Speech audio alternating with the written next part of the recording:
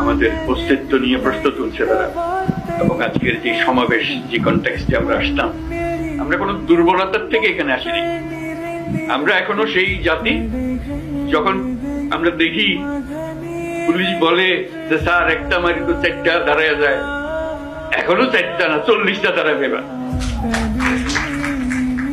এই জাতি মরে নাই, দুর্বল হয় নাই, সবল আছে।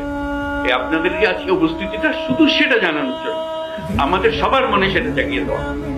এটা আমাদের থেকে ছিনিয়ে নেওয়ার কোনো অবকাশ, কারো শক্তির নাই। যে যত ষড়যন্ত্র করুক, যত অপপ্রচার করুক, তত কিছুই করুক, আমাদের থেকে এটা ছিনিয়ে নিতে পারবে না। কারণ আমাদের রক্ত এখনো শুকায় নাই। আমাদের দেয়ালে দেয়ালে যে লেখাগুলো আছে আসা যাওয়ার পথে রোজ পড়েন, সেগুলো মুছে যায় না, এখনো ডক ডক করছে এগুলো এখনো। সেটা আমাদের মুখেও ডক। কাজে আমরা সেই